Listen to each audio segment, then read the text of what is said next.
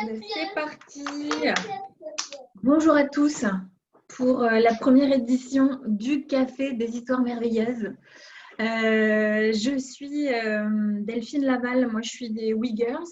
L'intention des WeGirls, c'est de permettre aux femmes de rayonner leur plein pouvoir, de le reconnecter et de le rayonner, d'en vivre et bien en vivre. Donc l'idée de ces cafés, c'est aussi de donner la parole à des femmes qui ont, elles, déjà commencé à entreprendre et qui vont en inspirer d'autres. Et ce Café des Histoires Merveilleuses, cette première édition, elle se situe également dans le cadre des We Days qui ont été impulsés par la Ruche de Bordeaux avec les premières Nouvelles-Aquitaines. Il y a tout un programme durant tout le mois de juin en ligne. Vous allez pouvoir retrouver tout un tas d'événements en faveur de l'entrepreneuriat féminin, enfin en faveur de la mixité dans l'entrepreneuriat, donc tout un tas de tables rondes, de conférences, de moments de partage comme ça, pour vous outiller, pour vous libérer vos pleins pouvoirs et votre audace, et vous aider, vous accompagner à entreprendre. Moi, j'aime bien mixer les formats, donc j'avais à la fois envie de donner la parole aujourd'hui à une histoire, à une personne qui a une histoire, je trouve, extrêmement inspirante, mais également à de nombreuses personnes qui l'ont accompagnée. Donc aujourd'hui, vous allez entendre l'histoire de Dania Ahmed. Bonjour Dania. Bonjour les filles. Et alors Dania, elle a une histoire qui est tellement forte qu'il y a plein de monde qui a eu envie d'être là pour elle aujourd'hui. Alors dans le désordre, dans l'ordre d'apparition sur mon écran, elle a été accompagnée par Initiative Corrèze. Donc on a Marie-Claire Ferrari qui est là aujourd'hui. Bonjour Marie-Claire. Bonjour. À l'aglo de Brie, on a Michael Jarry et Nelly Serin qui sont là. Bonjour. Bonjour. Ensuite, de chez BGE, Limousin, Charente, mince, j'ai pas la fin, on a Nicolas Gauthier. Bonjour à tous. Monsieur Frappi, c'est sous-préfecture, c'est ça, sous-préfecture de Brie? Tout à fait. Bonjour à tous. Bonjour. Et Clarisse Duprat de la BNP Paribas. Bonjour à tous. On va commencer, alors on est là pour à peu près 1 heure ensemble. On va commencer évidemment par le témoignage de Dania qui va nous raconter l'histoire qu'on a eu envie de mettre en lumière aujourd'hui. On donnera la parole aux personnes qui l'ont accompagnée. Et ensuite, vous pourrez, les participants et les participantes, à votre tour, poser des questions à qui vous avez envie de poser des questions. Ça peut être à Dania, mais ça peut être aux autres intervenants. OK? Dania, c'est à vous. Alors, je vous repose les questions dont on a convenu ensemble. Peut-être vous allez pouvoir nous commencer à nous raconter d'où vous venez, Dania. Bonjour à tous, je m'appelle Ahmed Dania, je viens de Mayotte, le 101e département de la France, le tout dernier. Et je suis venue en France en 2009, en octobre 2009, avec mon compagnon et un enfant. Et voilà, j'ai un CAP d'assistant technique en milieu familial. Et je suis auto-entrepreneur sur les marchés de Brive comme vendeuse du prêt-à-porter. Voilà, et ça fait déjà 1 an que je suis dans ce projet d'ouverture d'épicerie depuis l'année dernière, depuis mai 2019. Voilà. Ok. D'où il vous vient ce projet d'épicerie? Pourquoi vous avez eu envie d'ouvrir une épicerie, Dania? Pourquoi une épicerie? Parce que à Brive, là où je suis, il y a beaucoup de communautés mahoraises et des autres communautés, il y a toutes les nationalités à Brive. Et je souhaitais ouvrir cette épicerie pour aider les communautés à trouver tous les produits qu'ils veulent, des produits exotiques et des produits des îles, de mon île, de Mayotte. Et voilà, parce que sur Brive, on n'a pas grand-chose. On a des produits exotiques, mais on n'a pas tout ce qu'on veut. Voilà. Ok. Vous me disiez aussi, Dania, que il y avait une graine qui avait déjà été semée avec l'expérience de votre papa. Vous pouvez nous en Voilà, parler un petit peu? oui, mon papa, il était restaurateur à Mayotte. Je me rappelle, j'avais à peu près 9 ans. J'allais avec lui tous les jours au restaurant. Il était le gérant, en même temps le cuisinier. Et j'étais toujours sur ses pattes. À chaque fois que j'étais avec lui, je le voyais et je voyais la convivialité qui était là, l'ambiance des clients, comment ils étaient avec mon papa et les serveuses. Voilà, et l'idée m'est venue aussi par là, quoi. J'ai voulu travailler pour moi, vu que j'ai vu mon papa travailler pour lui et j'ai vu l'ambiance qu'il y avait avec les clients. Voilà. Ok. Quand est-ce que vous avez mis en route donc peut-être que le projet, vous l'aviez dans la tête depuis longtemps, mais à partir de quel moment vous avez commencé à œuvrer, à passer à l'action, à faire des choses pour mettre en route ce projet? Depuis longtemps, j'ai ce projet, mais j'avais peur. J'avais peur de me lancer parce que je me disais qu'il fallait un diplôme spécial pour monter ce genre de projet. Et finalement, c'est mon compagnon qui m'a poussé à faire le projet, à monter le projet. Mais sinon, j'avais très, très peur parce que je suis quelqu'un de très timide. Je suis quelqu'un de très timide et je parle pas trop souvent. Et voilà, je me suis lancée grâce à mon compagnon.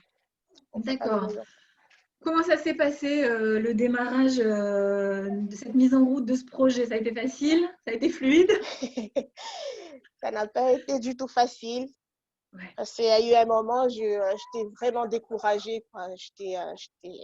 Je voulais laisser tomber le projet. Ouais. Je me suis battue, quoi.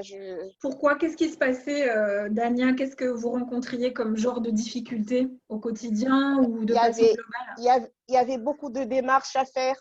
Mhm. Il y avait beaucoup de démarches à faire et quoi? On me demandait beaucoup de choses. Ouais. Peut-être, vous me parliez aussi, peut-être trouver, enfin, parce que quand on ouvre une épicerie, j'imagine qu'il faut trouver des locaux, il faut savoir faire ce métier-là.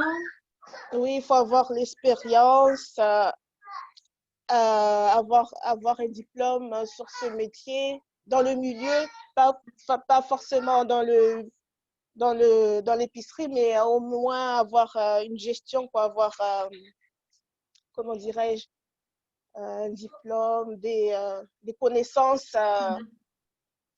dessus. Et moi, j'ai aucune connaissance dans ce milieu. Oui, alors ça, c'est un point qu'on va mettre en lumière. À la base, vous n'avez pas de formation ni De de diplôme formation, non. pour ouvrir une épicerie.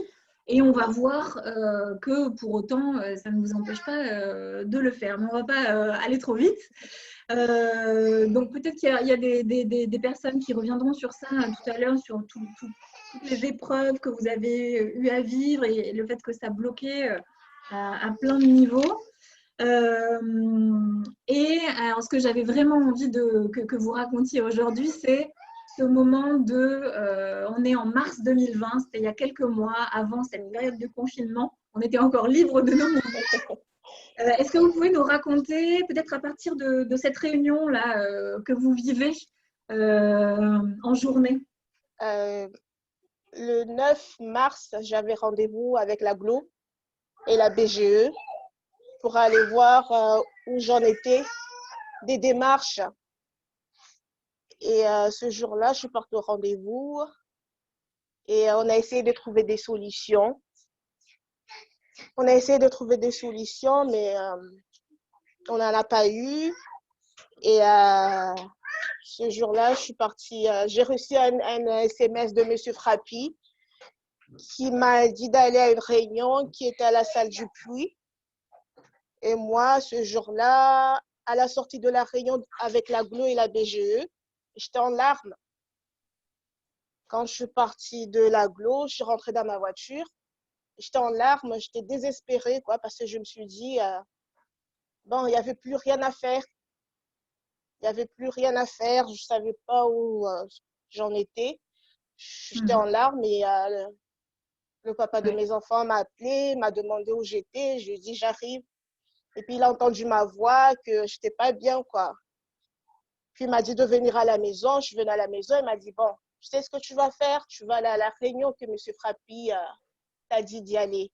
Ok. Alors, je vais juste faire une petite explication pour ceux qui ne connaissent, ne savent pas quel. Alors, ce fameux 9 mars 2020, il y avait une soirée qui s'appelait J'ose, tu entreprends, elles réussissent, que j'avais initiée et co-organisée avec Initiative Corrèze et le CIDFF, hein, le Centre d'information pour le droit des femmes. À soirée à laquelle étaient présentes BGE, la BNP Paribas, il y avait aussi la CCI, Erel Corrèze, il y avait aussi France Active, il y avait aussi Bouge ta boîte. Et d'ailleurs, si Clarisse Duprat de la BNP était là, c'est parce que nous faisons partie toutes les deux du cercle Bouge ta boîte, hein, qui est un réseau business féminin. Donc voilà, il y avait une soirée où il y a eu 65 participantes qui venaient voilà, pour rencontrer différents acteurs de l'accompagnement à la création d'activités.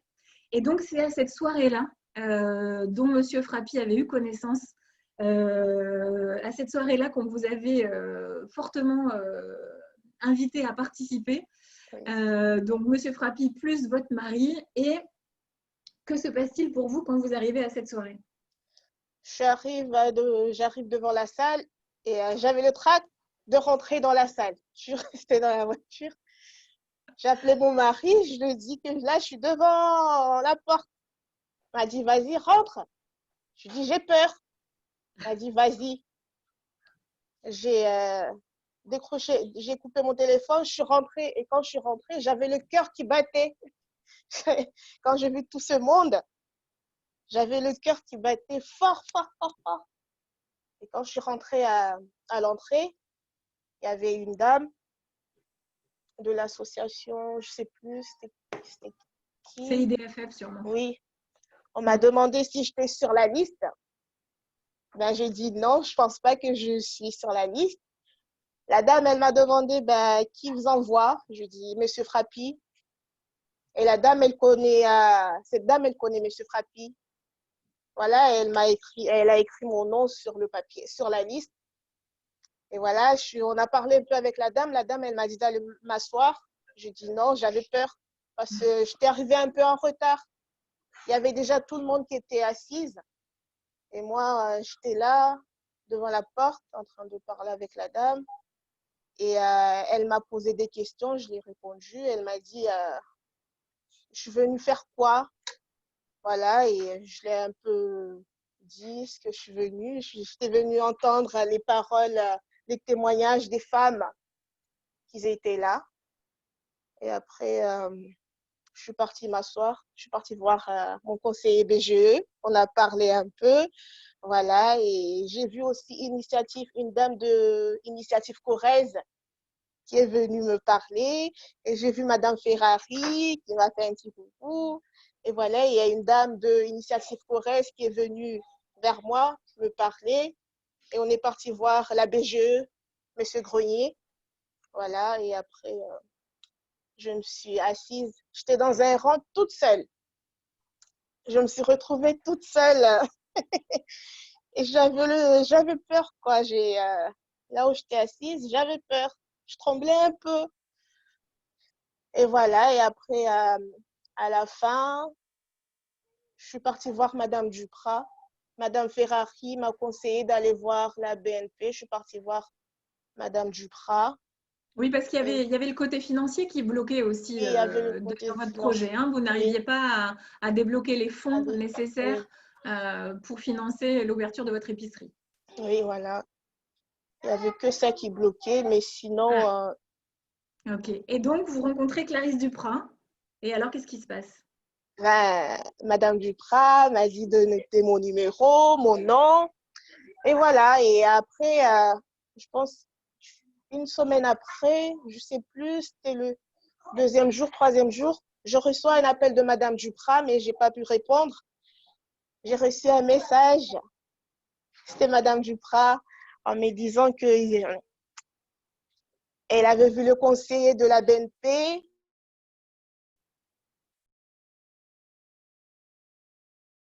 Ah, Et pardon, ça a bloqué un petit peu, Dania. oui, ça a bloqué, oui. Donc, on en était à Madame Duprat vous disait sur son message qu'elle avait. Elle avait une bonne nouvelle. Ah, et c'était quoi? Que la BNP allait suivre mon projet. Ouais. Voilà, et quand j'ai écouté les messages, j'étais en larmes. J'étais en larmes, mais je ne l'ai pas appelé. Je l'ai pas appelé parce qu'il était déjà 19h30. Je ne l'ai pas appelé. Et puis le lendemain, il y a le conseiller de la BNP de Malmort qui m'a appelé, qui m'a dit, vous avez une Madame Duprat? Je dis oui. Et voilà, j'étais encore en larmes au téléphone. J'arrivais pas à y croire. Je croyais pas du tout. Je croyais que j'étais dans un rêve, je dormais. Et voilà, j'étais toute contente, quoi. Alors, l'histoire n'est pas tout à fait finie parce qu'il y a encore d'autres événements depuis, mais ce que j'aime quand vous racontez, Dania, votre histoire, c'est que vous dites bien qu'il y a tellement de moments dans votre histoire où vous aviez peur, vous avez eu peur et vous y avez été quand même. Et c'est ce qui a permis, quand vous avez à chaque fois dépassé vos peurs, c'est ce qui vous a permis de rencontrer des personnes nouvelles jusqu'à débloquer votre dossier. Peut-être du coup, Clarisse, tu veux peut-être dire qu'est-ce qui parce que du coup, il y avait déjà un dossier de Damien qui était déposé à la BNP, mais toi, qu'est-ce qui a fait que tu as eu envie de donner un coup de pouce supplémentaire au dossier de Damien? Oui, c'est tout à fait ça. En fait, Dania avait déjà rencontré quelqu'un chez nous, avait déposé sa demande de dossier et à la soirée, elle est venue me voir pour savoir si je pouvais faire quelque chose pour essayer d'accélérer les choses, d'appuyer sa demande. Donc, c'est pour ça que j'avais échangé, moi, ensuite avec le directeur d'agence qu'il avait reçu. Après, pour moi, la principale caractéristique et qualité de Dania, c'est que même si elle nous l'a dit tout à l'heure, elle avait peur d'entreprendre et d'oser. Pour autant, c'est elle qui est venue me voir le fameux soir du 9 mars où on s'est retrouvés pour la soirée des Uyghurs. C'est elle qui est venue me voir. Je l'avais eu plusieurs fois au téléphone ensuite. Pour moi, elle montrait quand même quelqu'un qui s'accroche, qui a envie de faire avancer son projet. Et pour moi, la principale qualité d'un porteur de projet, c'est ça. C'est la volonté, c'est la capacité à entreprendre et surtout la motivation à défendre coûte que coûte le projet de sa vie, le projet dans lequel elle croyait. Et c'est vrai que c'est vraiment ça qui a fait pencher la balance, c'était de se dire que alors après, voilà, on lui souhaite toute la réussite pour mener ce projet-là. Mais déjà, quand on a la niaque, une volonté d'entreprendre et de développer le projet auquel on croit plus que tout, je crois qu'on a déjà fait quand même une grande partie du chemin. Et aussi, à chaque fois, moi, ce que j'ai trouvé intéressant dans sa démarche, c'était la recherche de nombreux partenaires. Elle n'est pas toute seule dans son coin. C'est qu'à chaque fois, elle a essayé de rencontrer des gens, de pouvoir voir quelles étaient les aides qui pouvaient lui apporter quelque chose. Et ça aussi, c'est important, surtout pour un entrepreneur qui parfois peut avoir ce sentiment d'être isolé. Et là, du coup, il faut savoir s'entourer, savoir aller toquer à des portes et des fois mettre un peu sa timidité de côté. Et c'est pas facile à faire. Mais du coup, voilà, ça, c'est vraiment quelque chose d'important. Oser et oser s'entourer. Super, merci Clarisse. Avant que vous nous disiez à Dania où vous en êtes là aujourd'hui, parce que je sais qu'il y a encore d'autres informations, est-ce que l'un d'entre vous, les partenaires de Dania, avait envie, qui est-ce qui souhaite prendre la parole pour apporter sa lumière? Peut-être on peut revenir sur le point que Dania elle évoquait au début en se présentant, le fait qu'elle n'est pas diplômée, pas d'expérience à la base dans ce métier de gérante d'une épicerie. Du coup, c'était Nicolas qui avait quelque chose peut-être à dire de ce côté-là. Comment on fait, Nicolas, quand on vient chez... Enfin, toi, peut-être que comment tu as géré, comment vous avez géré à BGE le fait que Dania, elle n'était pas diplômée expérimentée? Donc pour nous, le fait de ne pas être diplômé ou expérimenté n'est pas, je veux dire, un frein dans un projet, quoi. On peut toujours trouver des solutions pour se former, que ce soit donc durant le parcours de création ou avant une création d'entreprise. Le tout, c'est de savoir en fait quels sont les blocages, j'allais dire, par rapport à soi-même et son projet, pour étudier quelles sont les possibilités derrière de se former et d'apprendre. Et donc, quand on a rencontré Madame Ahmed et qu'elle nous a présenté son projet, donc elle m'a expliqué clairement que voilà, elle n'était pas du métier. En soi, c'est pas un problème. Nous, on pense bien au droit à l'initiative pour tous. Et donc, par rapport à ça, on a recherché voilà, quels étaient ces éléments de blocage. Alors, il y avait un aspect, on va dire, sur elle n'est pas du métier. Et donc, on a recherché où est-ce qu'elle pouvait faire des immersions en entreprise. Et donc, Madame Ahmed s'est bougée, clairement, il faut le dire, pour aller chercher des entreprises où elle pouvait faire un stage et découvrir le métier. Et ça lui a permis aussi de trouver des partenaires pour le futur, en fait. Donc, ça, c'est intéressant. Et puis après, il y avait le côté gestion où on a cherché une formation qu'elle pouvait faire pour acquérir quelques compétences en gestion pour de même pouvoir gérer au mieux son entreprise. Tout ça permet en fait de voir la motivation de Madame Ahmed, donc ça c'est important, de elle monter en compétences au cours de l'accompagnement de création d'entreprise en fait. Et elle n'a pas la vision, Madame Ahmed, aussi de tous les échanges qu'il y a entre partenaires derrière. Comme tout porteur de projet en fait. Et tous les partenaires qui sont là aujourd'hui, on a échangé en direct entre nous aussi pour travailler sur son projet et voir comment on pouvait débloquer la situation, quoi. Donc ça, c'est important aussi, comme le disait voilà, Clarisse, ces échanges entre partenaires derrière. Et quand on a un porteur de projet, et donc là, en l'occurrence, une porteuse de projet qui est motivée, on essaye tous de se bouger à notre niveau pour la pousser à aller au plus loin, quoi. Et donc, voilà, c'est ça qui est intéressant. Et c'est sûr que Madame Ahmed a une grosse force de caractère, même si elle a eu des coups de mou, on va dire, clairement, hein, parce qu'il y a des jours où on l'a retrouvée malheureusement en pleurs dans notre bureau et c'est pas simple. Mais elle a réussi à se rebooster, on l'a reboosté, chacun d'entre nous, pour qu'elle arrive à avancer. Et aujourd'hui, j'espère à finaliser son projet et demain fonctionner au mieux. Merci Nicolas. Peut-être je vais proposer à Nelly Serin et Michael Jarry de rebondir de l'aglo, de rebondir aussi sur ce point-là.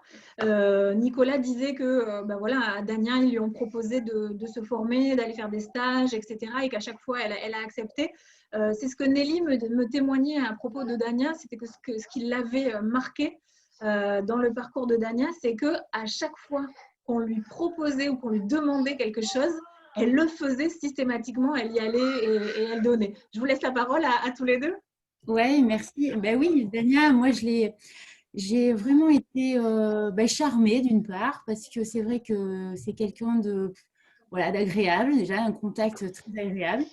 Et puis après, forcément, au cours des rendez-vous qu'on a eus, à chaque fois, effectivement, Dania a ressenti, elle, avec toujours, malheureusement, des freins. C'est vrai qu'on lui annonçait pas forcément que des bonnes nouvelles. Enfin, elle retenait aussi les mauvaises nouvelles, mais il y avait aussi des bonnes nouvelles, puisqu'on était toujours là à côté d'elle pour l'accompagner, lui montrer qu'il y avait des choses qui se faisaient, mais qu'il n'y avait rien de factuel encore. Donc, c'est ce qui manquait à Dania. Effectivement, elle répondait toujours présente. Et ça a été la formation, ça a été l'immersion, comme Nicolas l'a dit. Elle a fait. Elle a cherché les partenaires, elle a de nouveau contacté d'autres établissements financiers, puisque ça bloquait aussi. Donc, il y avait aussi cette recherche d'établissements financiers. La paperasse. Voilà.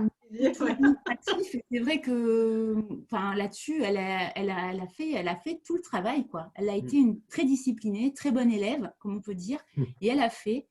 Et moi, ce que j'ai trouvé aussi super, c'est moi, je trouve ça génial, c'est l'épaule de ce conjoint qui a été, nous, qu'on a rencontré au cours comme ça d'une réunion, qui est venu pour la Et là, on n'a pas, et là, franchement, on n'a pas vu que Dania, quoi. On a vu vraiment une famille soudée et une volonté vraiment d'entreprendre, mais pas forcément que par Dania, c'est vraiment une volonté familiale. Et oui, effectivement, un soutien de son mari, ben, comme elle a pu en témoigner tout à l'heure. Et je pense que ça a été très fort, ça a été une force aussi pour eux parce qu'ils ont jamais baissé les bras, quoi, toujours soudés tous les deux. Et puis, ça a aussi bien montré, effectivement, comme Clarisse a pu le dire, une motivation.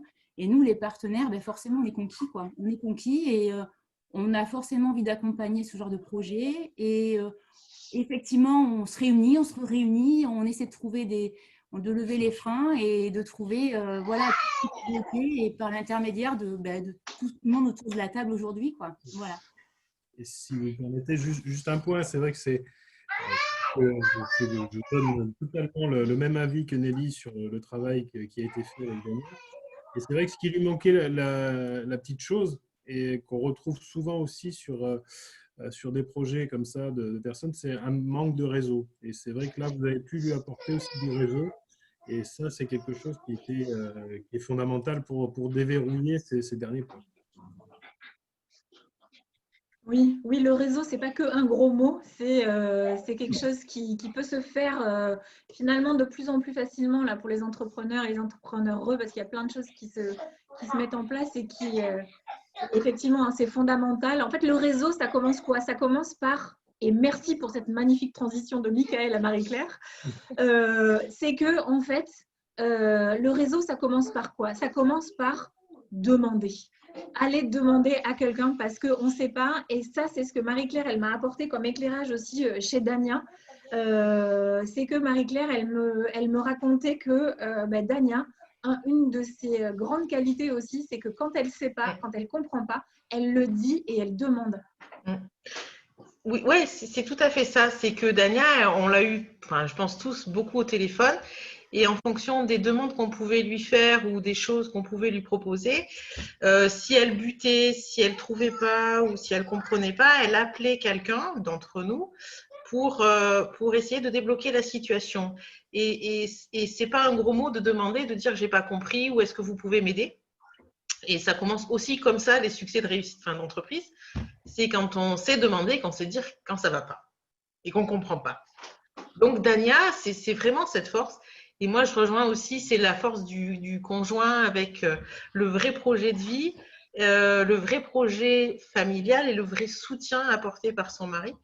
Et voilà. Donc, je trouve que c'est un beau projet et moi, ça m'a bien embarqué. Et pour vaincre sa timidité, elle est quand même passée en comité devant une quinzaine de personnes pour l'obtention de son prêt initiative Corrèze. Donc, voilà. Donc, on s'est demandé, elle a su venir présenter son projet, répondre aux questions des membres du comité et donner, puisque du coup, elle a eu un accord. Donc voilà, donc prouver sa force de persuasion par rapport à son projet.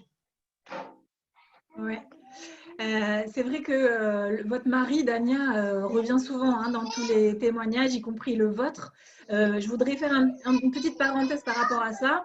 Cela ne signifie pas que celles qui n'ont pas de mari à leur côté ne peuvent pas réussir. D'accord ? Voilà. On peut toujours trouver une personne de substitution à un mari. C'est-à-dire que c'est aussi là l'art de bien s'entourer de personnes qui vont être soutenantes, bienveillantes, qui vont croire en nous. C'est fondamental. On rejoint la question des réseaux. Ça peut être des groupes de copines, des groupes de femmes, des groupes d'entrepreneurs. Je pense aux formations aussi, Nicolas, que vous faites avec BGE, avec J'entreprends Corrèze. Voilà.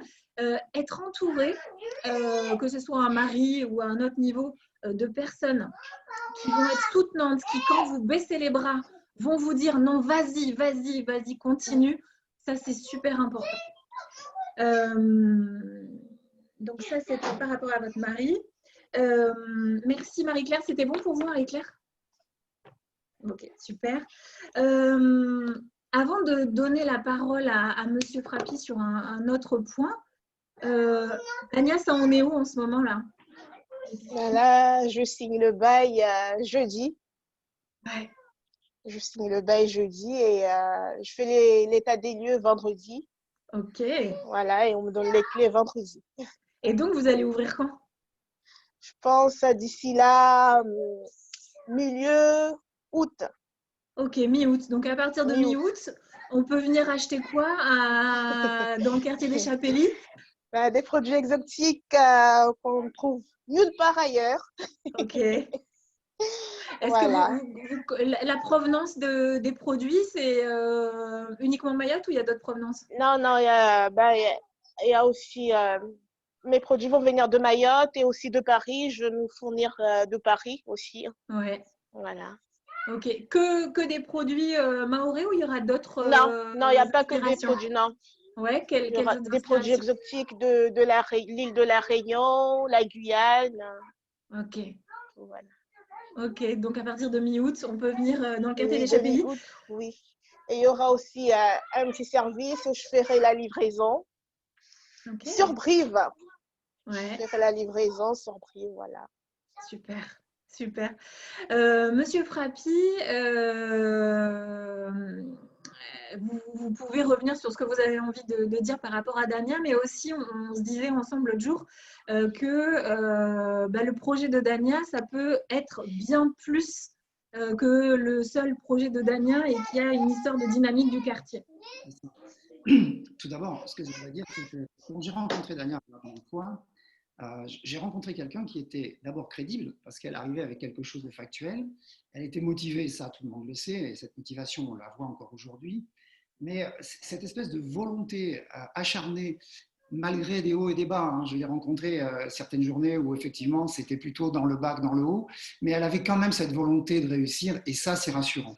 Moi, je veux dire surtout qu'elle est dans une dynamique, justement, avec les collègues de l'aglo, avec nos partenaires de l'aglo. Ce qu'on souhaite, c'est dynamiser le quartier des Chapellis. On sait bien que le Chapellis, c'est un quartier de taille, hein, 1800 habitants à peu près, mais il y a peu de commerce, voire pour pas dire pas du tout. Donc, du coup, à part deux boucheries et un ersatz de café, on se retrouve avec un quartier qui est quand même assez grand et sur lequel il n'y a pas d'épicerie. Il n'y a plus d'épicerie, d'ailleurs, à proximité.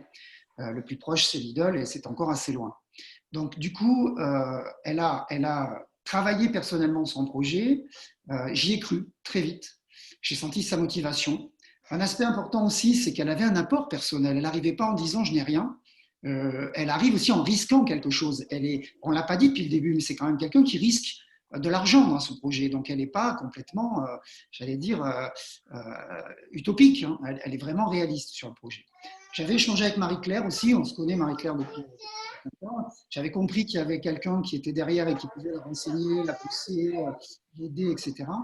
Voilà, je crois que c'est important parce que son dossier de financement il était sérieux, il était prêt, et on avait plein de soucis. Alors, c'est pour ça que je parle des collègues de l'aglo, c'est que l'OPH, au départ, n'a pas été très, comment dire, coopératif.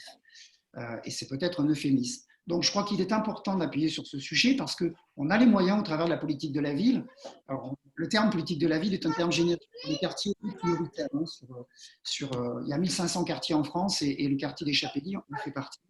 On a des possibilités, notamment, je ne vais pas rentrer dans les termes techniques, mais notamment par rapport à la TFPB, la taxe foncière sur les propriétés bâties, de consentir des rabais à partir du moment où un OPHLM, par exemple, fait des efforts pour comment dirais-je, dynamiser le quartier ou améliorer, entre guillemets, le vécu des habitants du quartier.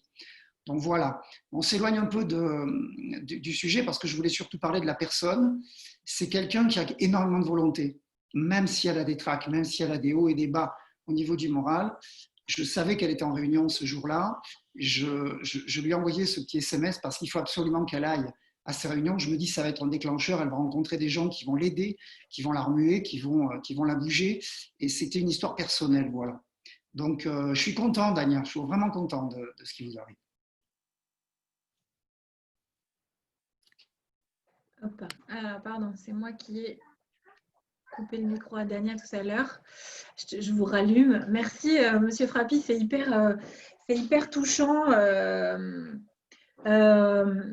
Dania aussi, de voir, enfin, je veux dire, à mon avis, c'est pas pour rien qu'il y a autant de monde autour de vous, qui a toujours eu, parce que ce qui est génial aussi dans votre histoire, c'est que on sent que tous vos partenaires, ils pensent à vous, ils vous comptez, ils avaient vraiment envie de vous aider et aussi que chaque petit pas compte, chaque petite action compte. Et je pense que aussi, quand on est partenaire comme ça, quand on est structure d'accompagnement, il ne faut jamais présumer de ce qu'on va envoyer, de ce qu'on va dire à quelqu'un, parce que ça peut déclencher vraiment de grosses choses. C'est vraiment une histoire qui est belle. Et puis en plus, ce que je trouve fabuleux, c'est que Dania, vous veniez à la soirée du 9 mars pour entendre des femmes, des témoignages d'entrepreneurs. Finalement, je crois qu'il n'y en a même pas qui vous a spécialement inspiré. Mais en fait, c'est vous maintenant qui êtes en train d'inspirer d'autres femmes, parce qu'il y a un petit commentaire, pas un petit, un beau commentaire de Lola dans la partie discussion qui dit « C'est très intéressant d'entendre tous ces partenaires qui en plus prennent le temps de témoigner. » Donc, merci à tous. Travailler ensemble et voir chacun d'eux s'emparer du projet de Dania. Au-delà de l'histoire de Dania, pleine d'espoir et de positivité, ce travail collectif me donne plein d'idées pour développer mon business et oser pousser des portes. Merci à vous toutes et tous. Donc, Dania, voilà. Ce que vous aviez envie de recevoir pour vous, vous venez de le donner à quelqu'un d'autre. Et moi, c'est ça que je trouve magnifique dans tous ces témoignages, c'est qu'à chaque fois qu'il y a une femme qui témoigne, qu'il y a une femme qui fait quelque chose, il y en a une autre qui va se sentir autorisée et qui va y aller. Et en plus, je vois Clarisse qui dit oui, parce que Clarisse m'a en plus signalé que suite à cette soirée, il y avait encore 2 autres femmes qui l'avaient recontactée. Et vraiment, tout ce travail qu'on fait tous ensemble, et à chaque fois qu'il y a une femme qui accepte de témoigner, à chaque fois qu'il y a une structure qui accepte de prendre du temps pour venir témoigner, venir participer à une soirée, en fait, à chaque fois, on permet vraiment, vraiment concrètement à des femmes de continuer leur route et de réussir leur projet. Donc, c'est beau, une équipe qui avance. Voilà. Est-ce qu'il y a des questions chez les participantes ? Alors, vous pouvez les mettre par écrit ou activer votre micro pour les poser. Ça peut être des questions, ça peut être des témoignages, un retour, comment vous vous sentez, qu'est-ce que ça impulse chez vous, qu'est-ce que ça vient titiller ou qu'est-ce que ça vient frictionner.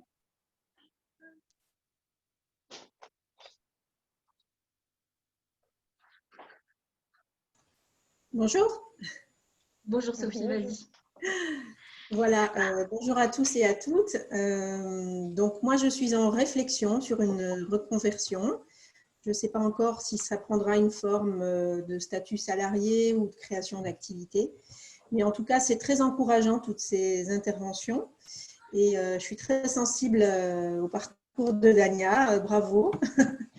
Et puis, peut-être pour ceux qui ont envie de créer une activité, on voit qu'il y a différents intervenants. Et moi, ce que j'aimerais savoir, c'est qui fait quoi? Qu'est-ce qui va faire qu'on va se tourner vers telle ou telle structure? Ou est-ce qu'il faut se tourner vers toutes ces personnes? Voilà, ma situation aujourd'hui, je suis propriétaire d'une chambre d'hôtes depuis 2013 et j'aspire peut-être à revenir vers de l'accompagnement à la création d'activités ou du coaching, je ne sais pas encore sous quelle forme. Et voilà, je serais peut-être amenée à vous recontacter individuellement pour savoir en quoi consistent vos métiers. Voilà, donc… Merci Sophie, ta question elle est hyper pertinente parce qu'une des difficultés qu'on vit quand on commence à entreprendre, je pense que beaucoup me rejoindront, c'est cette question-là, qui fait quoi?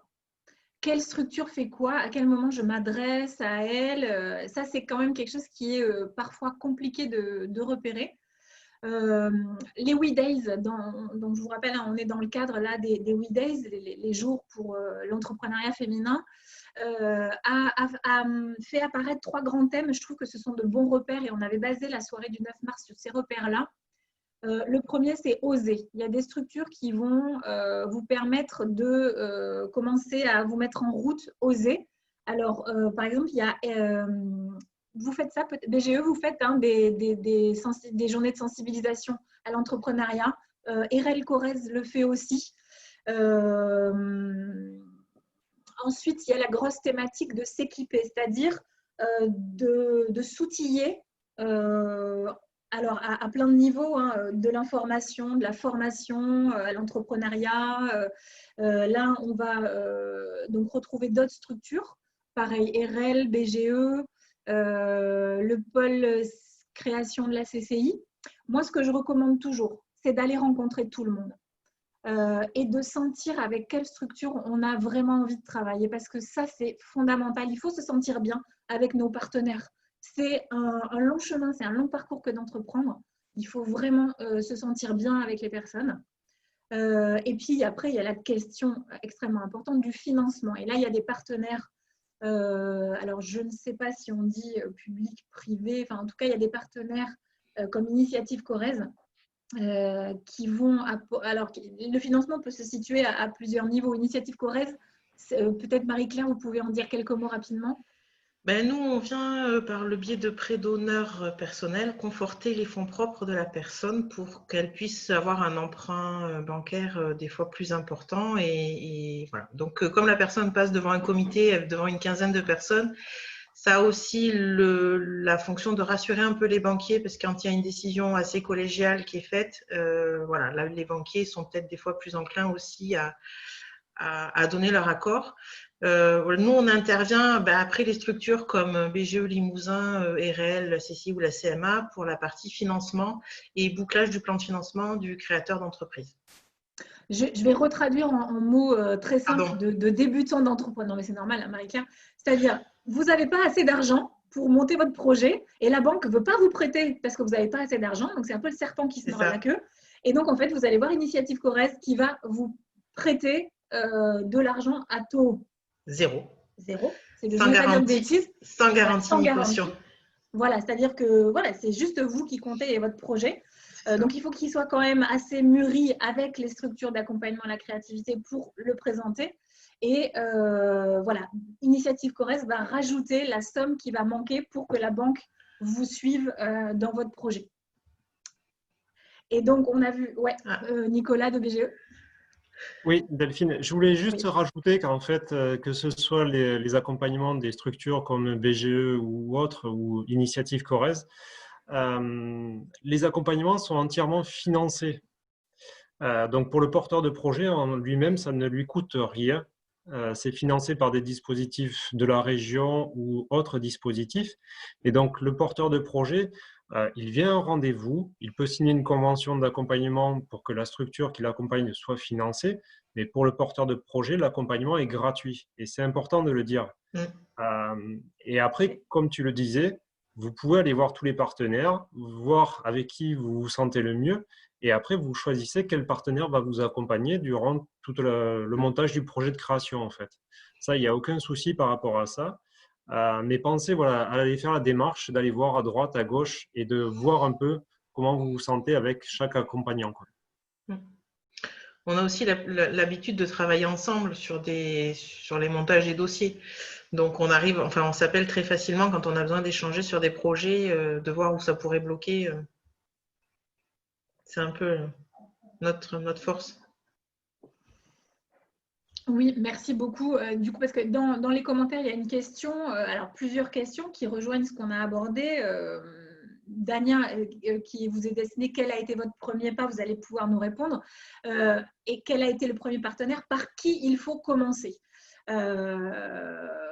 Peut-être on peut entendre rapidement chacun d'entre vous, là, les partenaires. Vous diriez par qui il faut commencer quand on a un projet comme ça qui commence à germer en nous, une idée, un rêve. Qui on va voir en premier? Peut-être on va commencer par Dania. Vous avez été voir qui en premier, Dania? En premier, je suis partie voir la BGE. Ok. Pour me Pourquoi conseiller, BGE? pour avoir plus de conseils. Oui. Voilà. Ok. Marie-Claire, vous diriez on va voir qui en premier?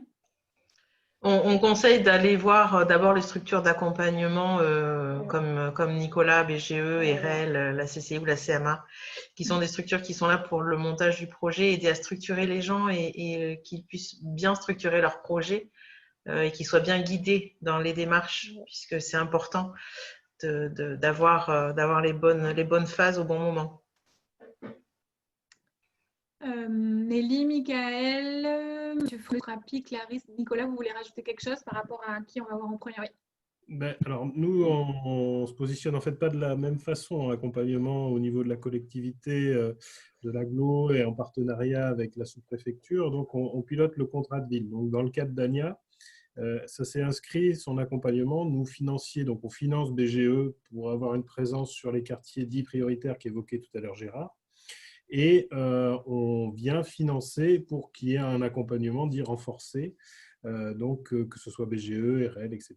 Donc au niveau des financeurs, nous, ce que l'on vient, c'est, comme le disait Nicolas, c'est pour pas que ça coûte aux personnes qui viennent solliciter leur aide. C'est des fonds, la politique de la ville, très clairement, qui viennent permettre ce financement et cet accompagnement gratuit des personnes pour la création d'entreprises en quartier, où il y a pas mal de dispositifs après spécifiques aux quartiers prioritaires qui seront connus. Après, nous, on vient aussi, on peut venir en support après au niveau des personnes qui font de la création d'entreprises dans les quartiers.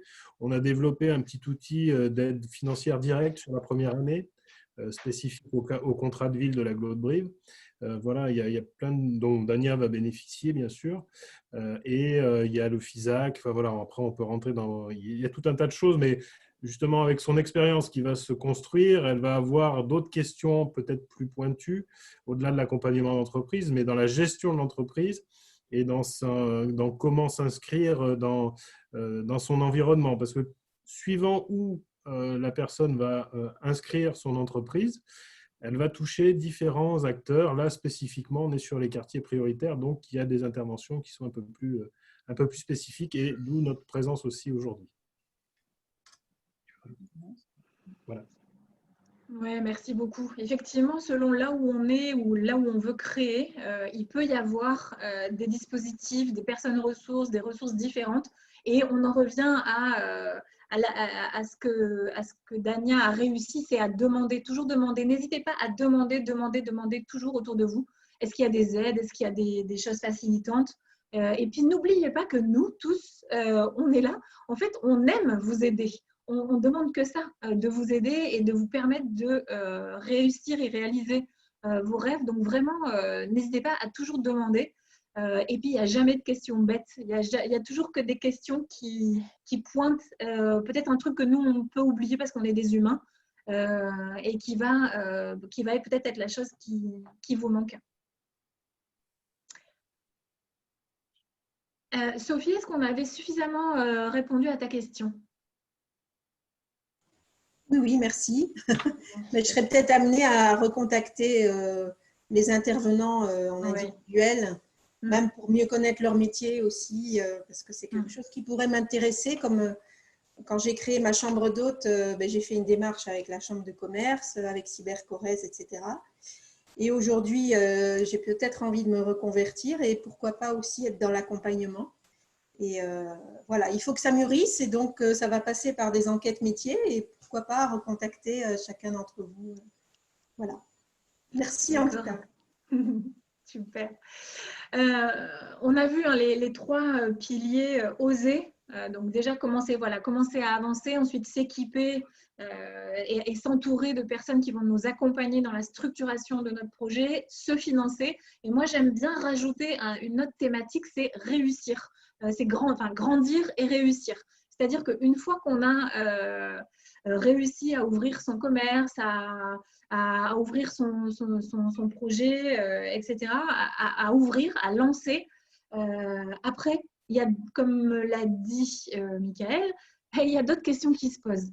Il faut réussir à pérenniser son activité, il faut réussir à grandir, il faut réussir à se développer, il faut réussir à tout un tas d'autres choses. Et là, il y a encore des ressources localement qui existent. Alors du coup, je reparle de, par exemple, un réseau business féminin qui s'appelle Bouge ta boîte, dont on fait partie avec Clarisse. Hein. C'est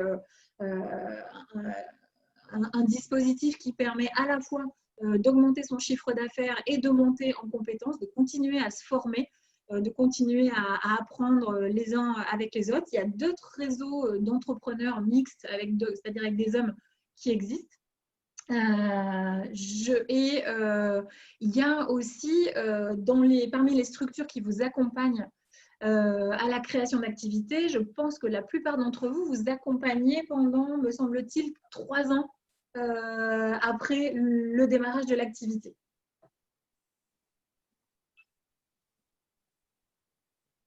Oui, vous avez dit oui. Personne ne prend la parole, mais vous avez dit oui, pardon.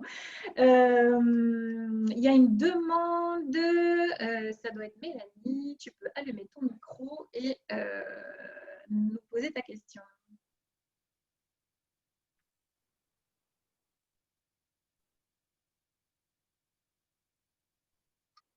Mais je pense que c'est Croza, ça doit être. Enfin, je ne sais pas, c'est écrit Croza qui demandait la parole.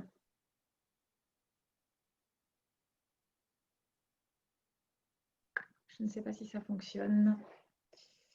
N'hésitez pas à mettre la question sur le côté, par écrit. En attendant, est-ce qu'il y a... Ah, Mélanie, ça y est, tu réussis. C'est ça, tu veux poser une question? On ne t'entend pas, en fait. Est-ce que tu peux activer ton micro? Moi, j'arrive pas à te l'activer à distance, en fait. Le son. Ah oui, Voilà, super. C'est bon. Donc, on m'entend? Oui. Et on me voit? Oui. D'accord. Donc, bonjour à tous. Moi, je viens donc dans ce groupe parce que j'ai une question sur et des interrogations sur la pérennité en fait d'une entreprise. Pour mon cas, voilà, ça fait 5 ans que je suis en auto-entreprise. Aujourd'hui, je cherche vraiment à pérenniser et à trouver des partenaires fixes en fait pour avoir un revenu fixe tout simplement à la fin du mois. Je suis claire là-dessus aujourd'hui. C'est une priorité. Donc voilà, moi je travaille dans la langue des signes, donc dans la sensibilisation à la langue des signes française. Donc j'ai un public surtout de personnes entendantes, voilà, qui veulent apprendre cette langue comme ils apprendraient l'anglais ou l'espagnol. Voilà, donc comment...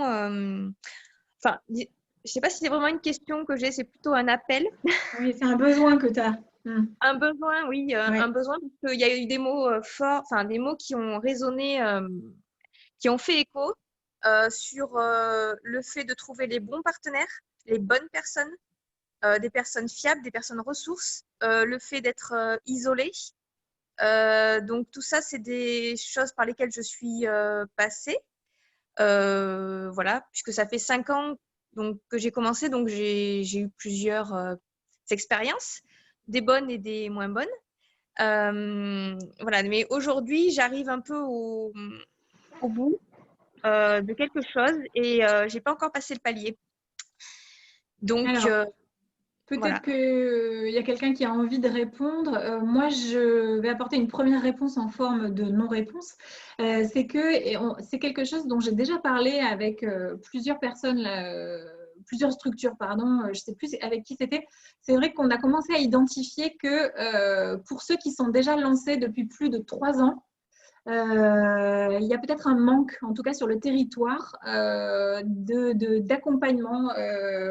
Et peut-être c'est un besoin qu'on pourrait réussir à combler en inventant des nouvelles choses. Je ne sais pas. En tout cas, moi, j'ai pas forcément... Enfin, j'ai évidemment pas toutes les réponses là-dessus. Est-ce qu'il y a d'autres personnes qui ont envie d'apporter une réponse par rapport à ça?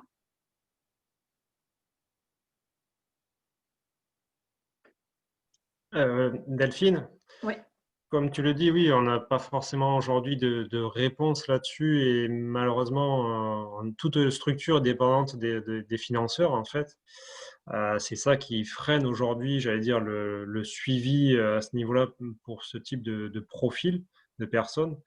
Après, ça n'empêche pas que s'il y a besoin, je peux la recevoir et la rencontrer, donc Madame Croza, pour qu'on puisse échanger voilà, sur un rendez-vous et qu'on puisse essayer de trouver des solutions.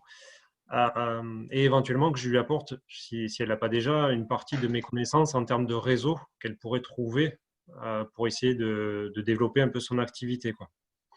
Voilà, ça peut être une possibilité si ça l'intéresse, quoi. Voilà.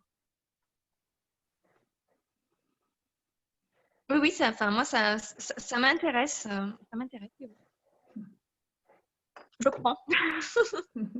Voilà. Aujourd'hui, je pose la question. J'ose déjà être là, donc déjà, c'est une étape. Oui. Parce que sinon, je reste quand même pas mal dans mon coin à faire ma petite tambouille. J'ai déjà un réseau, mais c'est vrai que ouvrir sur autre chose, Voilà, ça me paraît important aujourd'hui. Voilà. Après, moi, je ne cherche pas de financeur, je ne cherche pas à avoir un prêt, je cherche pas. Moi, je cherche un fixe. Un fixe qui m'assure des revenus réguliers. Voilà. Oui, Tout en maintenant mon activité. Voilà.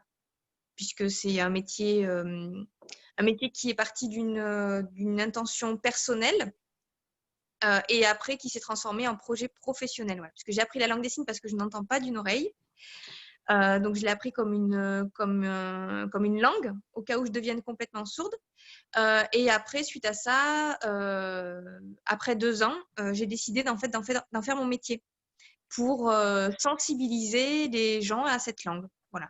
Ce ne sont pas des cours, c'est plutôt des ateliers auprès d'enfants de manière très ludique, légère, voilà, sous forme de jeu.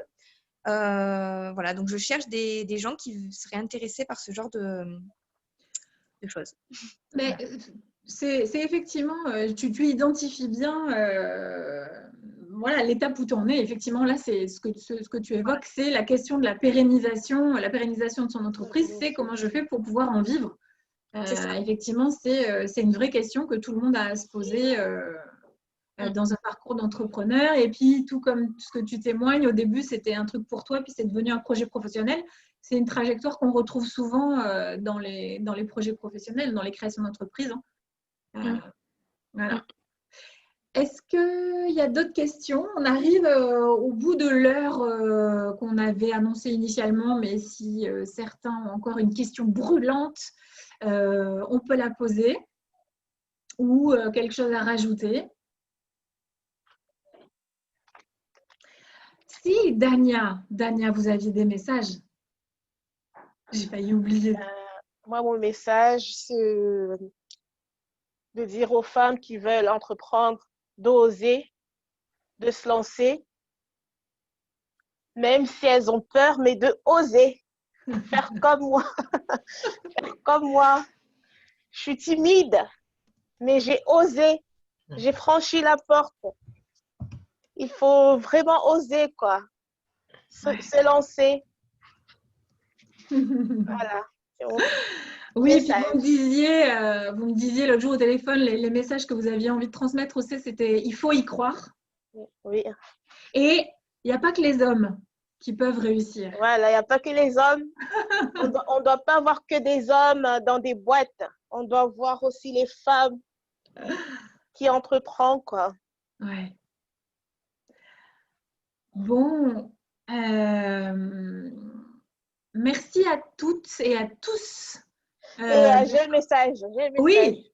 Je tenais à remercier toutes ces personnes-là qui sont là aujourd'hui, les personnes qui m'ont aidé, qui m'ont soutenu dans mon projet, qui ont cru aussi à ce projet, parce qu'il ou elle pouvait très bien ne pas y croire à ce projet. Et je tenais à les remercier. Franchement, je tenais vraiment à les remercier à toutes ces personnes. Merci, merci, merci beaucoup. Voilà. Merci Damien. Je rajouterai que quand on est autant accompagné, c'est qu'on vaut le coup. Hein. Je pense que personne n'irait gaspiller son énergie à accompagner un projet qui n'en vaut pas la peine. Donc n'oubliez pas Damien que tout part de vous quand même, de votre énergie, de votre ténacité, de votre volonté. Mais effectivement, merci à tous. Et puis merci beaucoup à tous d'avoir été là. Effectivement, je suis d'accord avec Lola qui disait que c'est fantastique que vous ayez tous accordé un peu plus d'1 heure de votre temps à être là aujourd'hui. Je vous rappelle que ce café, c'était la première édition. On peut en faire d'autres. Si vous connaissez d'autres histoires que vous pensez intéressantes de raconter, on peut en organiser d'autres au mois de juin ou plus tard. On s'en fiche. On n'a plus de limite maintenant avec Zoom. J'ai oublié ce que je voulais dire. C'est la première édition. Et ben voilà, bravo Delphine. Je ne sais plus ce que je voulais dire, ce qui m'arrive souvent. Merci à tous. Oui, non, c'est ça que je voulais dire, c'est enregistré. Donc, on a enregistré. Surtout pour les structures d'accompagnement, je vous envoie le lien pour que vous puissiez le télécharger. Et moi, je le mettrai en diffusion sur ma chaîne YouTube de WeGirls. Donc, si vous pensez qu'il y a d'autres personnes à qui ça ferait du bien d'entendre ce témoignage, n'hésitez pas à relayer, à revenir vers moi pour me demander le lien. Merci à tous et à toutes et à très bientôt pour de nouvelles aventures. Au revoir. Merci. À bientôt, au revoir. Au revoir. Au revoir.